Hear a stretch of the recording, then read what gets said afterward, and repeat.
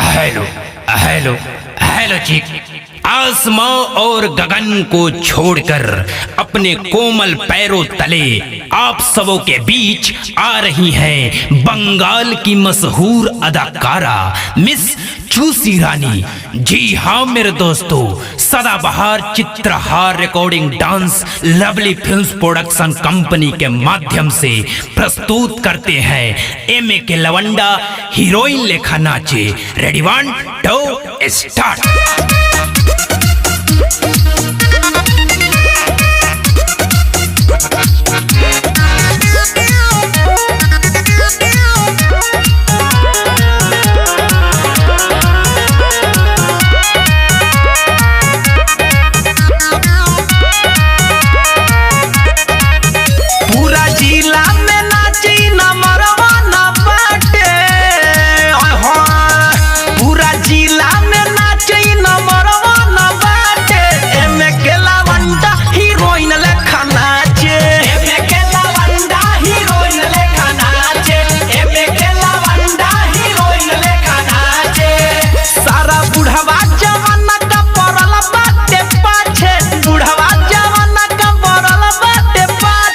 एमे के लवंडा हीरोइन लेखा नाचे, एमे के लवंडा हीरोइन लेखा नाचे, एमे के लवंडा हीरोइन लेखा नाचे।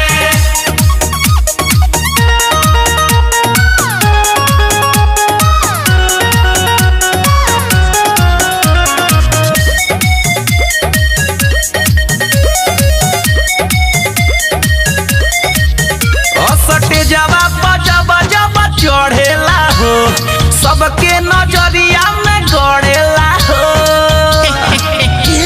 मित्रों, आवश्यक सूचना, कोई भी हमारे लवंडा को पैर पार छेड़छाड़ ना करे।